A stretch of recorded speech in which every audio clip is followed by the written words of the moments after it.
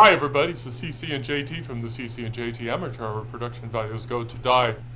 This day, we are very happy to be wearing our Nevada Author Network hat. The Nevada Author Network is a collaboration between the Sierra Arts Foundation, the Sierra Arts Literary Community, and Two More Books, LLC. We all partner to highlight and emphasize the fantastic writers we have here in Northern Nevada. These writers' books can be found all over our area, including the two bookstores run by the Sierra Arts Foundation, one on Virginia Street and the other out in Sparks in their depot gallery. Today we have the honor of returning writer Ken Sutherland. Ken Sutherland has been a longtime fan of ours, and we are a longtime fan of his. We were always seeming to run into each other, and as a matter of fact, we were at Bub's Bookstore just recently, just chatting about books. Bub's Bookstore, by the way, is a new bookstore in Carson City here on South Prairie, and we hope that you please visit and spend lots of money. But in the meantime, we're here to talk about Ken. Let's make this all about Ken Sutherland. Ken, welcome back to the podcast. You were one of our first people on the Nevada Author Network. Why don't you introduce yourself and tell us why we are here? Well, I'm here because I was invited. And I'm happy to be here. I'm Ken Sutherland. I have 4 novels and a whole bunch of short stories, and we probably will find a way to talk about all of them because I can't not do that. And we'll begin with your questions. What do you need to know? I don't think it's understating that Ken is actually one of our more famous writers on here, because he's a member of the Hall of Fame. He's a member of the Nevada Broadcasters Hall of Fame. And don't think that gets highlighted enough on your resume. So let's start from there and say how that experience as a Hall of Famer lent itself to your writing career. Actually, I started writing, I was in broadcasting for 53 years. And I started out as a disc jockey, and they always put you on the overnight shift because you're always bad. Excuse me. And I was very young. I was 21, and there's a category for disc jockeys like I was. It's called squeaker. And I had this little teeny immature voice, and I was completely surrounded at the time by all these big voice guys, all these people with the big deep voices. And I didn't know how to do that. And I figured if I was going to keep a job, which was already difficult, I would have to say something clever. And that's where I started writing, is I started looking at the records I was playing and trying to spin an idea off of that. And that led to writing. And over the 53 years that I was in mostly radio, I did some TV and some print advertising as well, but mostly it was radio. And I wrote 40,000 commercials. And while a great number of them used phrases like, "Hurry, sail in Saturday, don't waste time," a few of them were actually pretty good, and I'm proud of them. And I still even have a couple of them that I keep around to annoy friends. So that's really the beginning of my writing career. And when I rose through the ranks in radio and became a general manager. When I was a general manager of radio stations, including one here in Reno, I worked 12 hours a day because that's what you got to do. And then I got a job with a major radio network, and they turned off the lights at 4:30, and I didn't know what to do with myself. And I found a class this was in Los Angeles. We spent 10 years in Los Angeles, and we got to experience all 4 seasons: earthquake, flood, fire, and riot. And they have what I call the hippie school. It's called Learning Tree University. And it was really a pretty cool place that focused entirely on creativity. And there was a class on how to write a novel. So I took that class. And it was at the right time. That's why I took it. And the class turned out to be how to write a mystery novel. And that's where I started this, which is Heartbreaker. It's backwards on my screen. I hope it's coming out okay on yours. We see it fine.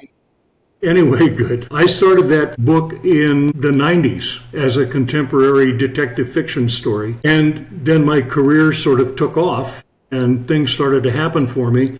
And the book went in the drawer for 18 years. And every once in a while, I'd take it out and look at it and say, well, I can change this. And then I'd put it back in the drawer. And when I retired in 2022, I got serious about it. And I just sat down and rewrote the whole thing and discovered that it would not work as contemporary fiction based in the 90s. And if the protagonist had a cell phone, it would ruin the story. So I set it in 1971, which turned out to be perfect for the story. And it's about a retired LAPD detective in 1971 who works in a Hawaiian bar, which is why he dresses like this and why I dress like him. He works at Tommy Yaku's Little Grass Shack. And he has a daughter who is a burgeoning pop star. She's one of those stars who was nowhere, nobody ever heard of her, and suddenly she was everywhere and collecting Grammys and opening for famous people. And then they find her dead. And Chuck Donegan is the protagonist of that story, and they determine that it's a drug overdose, which he won't buy. But in 1971, especially in February, it was not that long after Jimi Hendrix and Janis Joplin died of drug overdoses. So it was really common for pop stars to kick off that way. But Chuck doesn't buy it, and he launches a search for her missing boyfriend and goes tearing through the music industry in Los Angeles in 1971. And it resolves in action. It's not a cozy mystery. And I started writing a second book, now finished. This one took a lot less time. This is The Hollywood Diamond Murders, and it is a sequel, but it also stands alone. You could pick that book up without reading Heartbreaker, and it would be just fine, and you would understand what's going on. And the recent release is Unfinished Business, where Chuck gets a letter from a dead guy and is pulled into... Chuck is always reluctantly pulled into a case. And I mean, when his daughter was murdered, he jumped right in. But in most of the time, he is pulled very reluctantly into whatever crime situation is going on. In this one, it leads to a situation with people smuggling heroin in from Vietnam. And it's still 1971. And I think it's a pretty interesting book. It hasn't had a chance to really take off yet. So maybe some people will find it and read it. And hopefully it's as a result of this podcast. I've been doing a lot of short stories. I wrote 3 novels about Chuck Donegan. And it's not that I'm tired of him, it's that I just needed a break from Chuck. But one of the things that came up while I was in the middle of writing that, while I was writing the middle book, was who is Chuck? Where does he come from? He just sort of sprung fully grown, age 51, into the first book. And we never discussed his parents in the book. We never talked about any more than the fact that he grew up in Van Nuys, California. So I wanted to give him a dad. And I wrote a short story called Corktown. And Corktown now is this is the current issue of BAM magazine, and Corktown is featured in that magazine, and the editor's really happy about it and just did an interview with me and might want the other Seamus Donegan story. Seamus Donegan came to America from Ireland in 1919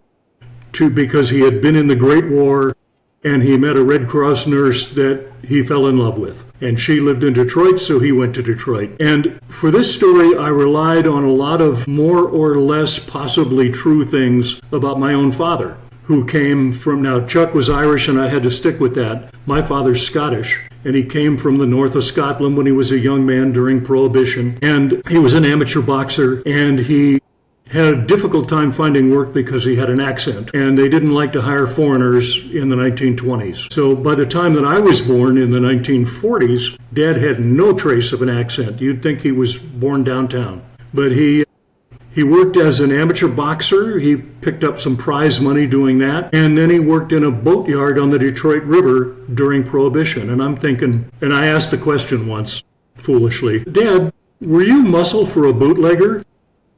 And he said, oh, you have too much imagination. Well, I guess I still do, because that's where I went when I needed to write Seamus Donegan. And I made him more Irish than Scottish, and I had him working for actual bootleggers on the Detroit River. It's 1919, because Chuck is born in 1920. And so Chuck comes through Canada, which is part of the UK, so Irishmen can go there, and then slips across the Detroit River, and he might be legal and he might not be, and that was also true about my dad. We never know. Dad was very stoic. He wasn't going to tell me these things. So that leaves me to my own devices, and I've now written 3.5 stories about Seamus Donegan, and I'm really involved with this character. He's a big, tough Irish guy, and he's hired primarily for his muscle. But over the course of several stories, he becomes a private detective. And he's going to carry on. I haven't written these stories yet. I've written one that takes place in 1926 where he is a private detective, and his son, who he calls Charlie because he hates the name Chuck, is 6 years old, and he's guarding a silent movie store. And that's a novella. That one came out to novella length. I wrote another one that's an immediate follow-up to Corktown, and I have stories planned. When I plan a story, it's on a card about this big, and I write a note. Hey, what if Seamus is in the Great Depression and Chuck is a teenager, and it goes from there. And I've got one where he's catching Nazis during World War II. I haven't really fleshed it out yet, but those stories will probably happen, and then they'll all be collected in the Ken Sutherland anthology or the Life and Times of Seamus Donegan or something like that. And eventually, Seamus may appear in a Chuck story, but we'll have to think what that is. So that's what's going on with the novels and some of the short stories. This is a current anthology just released late June, and it's from Raconteur Press, and they have my story in there called, why can't I think of the name of the story? It's called Red Fever, and it's about an 8-year-old boy in 1940 who helps his uncle write a song, and the song has its own evil qualities, and it follows him through his life into the 70s and creates havoc. But this is an anthology filled with stories about what happens when the muse misfires, what happens when things go wrong with the muse. And there's 11 stories in there, and they're all pretty interesting. Some about music, some about art, some about any creative endeavor that just goes horribly wrong. And that's what happens in my story, so they accepted it. You've been really busy with those. So do you have a preference between writing full-length novels and short stories? It sounds like you've done quite a bit of both. Yeah, I never wrote a short story until another Northern Nevada writer that you know, Stephen Provo, asked me to contribute to an anthology, and I was busy working on 2 novels at once, which, by the way, is something you shouldn't ought to do. You folks have a lot of novels out. I don't know if you write them 2 at once, but don't do it if it's my advice. Anyway, I wrote a story for this anthology, which you probably recognize. It's the Aces Anthology. Every author in here lives in Northern Nevada, including my daughter Lisa, who has a story in here, Lisa Kirkman. And my story was, I really didn't know what to write. I had never written a short story. And my wife said, well, you had this play that nobody ever saw. Why don't you convert the play into a short story? And it was about a woman who shows up in a broken down motel and meets the broken down owner in the middle of the night, and they just sort of save each other, is what happens. And I guess it qualifies as literary fiction, and it was a top 3 finalist. It says here, you probably can't read that, but if you ever buy the book, you can read that. And it says, featuring John Steinbeck Award finalist Swoop by Ken Sutherland. So I was a top 3 finalist for the John Steinbeck Award for that. I did not win it, but I continue to brag about it, and you may have noticed that I find a way to bring it up. So let's talk about the genre of crime fiction. Sure. It obviously has attracted, great literary figures. I've written in crime fiction. As a matter of fact, one of the books I'm writing right now is the 4th in the Sheriff of Nevada series, which is, of course, crime fiction. I read the first one. I haven't gotten to the others. It was very good. Yeah, thank you. So as a writer, and I think that neither of us have a background in policing. Neither of us have, that kind of background. But it draws, as writers, it draws us to the genre. What is it about crime fiction that drew you to write about it? The Hardy Boys. I started reading the Hardy Boys when I was pre-adolescent, and books were, all through school, books were my refuge from school. They sent me home with a stack of books, and I read different ones. And that showed up in my grades. That was an issue. But I hid out in my bedroom and just read and read and read. And I read all of the Hardy Boys books. And then I found Earl Stanley Gardner, and I read all of the Perry Mason books, which took place mostly, I think, in the 30s. And I just continued to read crime fiction. I never missed a cop show on TV. In fact, last night I saw an episode of Columbo. Which I don't know was probably from the 70s, but I love crime fiction. So when I sat down to write a novel and discovered that I was in a class for how to write a mystery novel, I really didn't have much trouble getting a feel for it. And living in Los Angeles, and this was probably 1993 or 94, I had never been in a police station, which I guess is to my credit. But I called up the public affairs guy at the police station near me, and he wasn't there. He was in a different police station. And so they gave me the number, and I called over there, and he was in North Hollywood. And he said, sure, I'm here for another couple hours. Come on over. And he gave me a tour of the North Hollywood police station, which was built in 1955 and looks exactly like a building built in 1955. It was low, and it had even had palm trees around it. And so I had a tour of that, and I got a sense of a police station. I noticed that the detective squad was 3 desks that were truncated desks in this tiny little room. And that made an impression on me. And then as I was leaving, I stopped for a stop sign at Lankershim Boulevard, which was just one driveway away from the police station. And right across the street was this broken down old bar. And I mean broken down. The windows were boarded up, the doors were boarded up. And there was one of those signs where they put the letters on individually, and it said, the Drifters.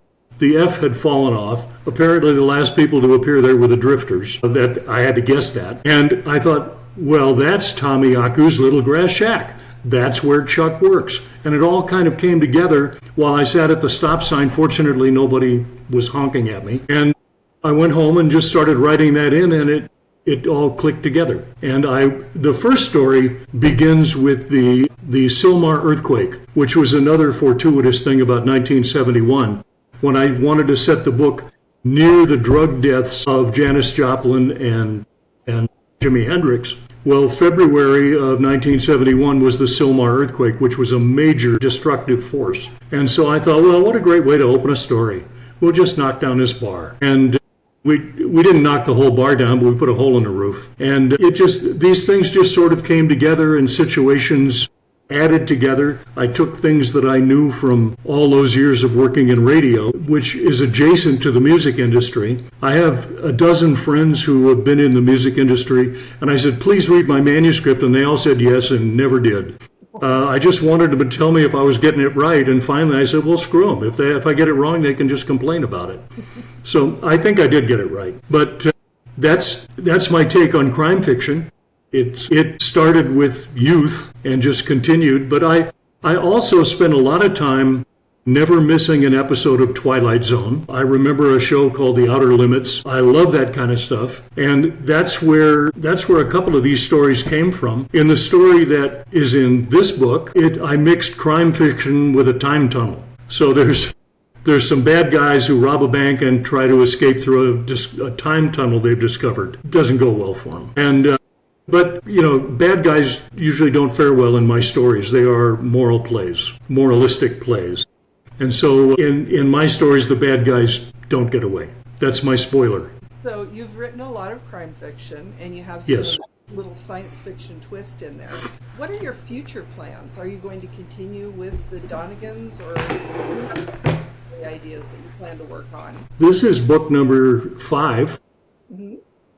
And I wrote it, I finished it, I typed the end, and then I decided I didn't like it. And so I'm completely rewriting it. I sent it out to beta readers, I sent it to a professional editor, and I got 8 people gave me 15 opinions. None of them were consistent. So I'm going through rewriting it now, and I think I have a grip on where it needs to go, and it should be out pretty soon. And it does start out with a crime. It starts with a kidnapping, but it sort of drifts into the otherworldly scene. And I'm not going to tell you more about it because I haven't finished it, so I might change things. Well, I sort of finished it, but now I haven't. And there's also this one, this one gets the best reviews of all my books. This is Balance, the 200-Year Journey of Andrew Crawford, which is published by Dragon Crown, Stephen Provo. And he gave it very high marks. He loves this book. It's about a guy who goes time traveling reluctantly. He doesn't want to go time traveling,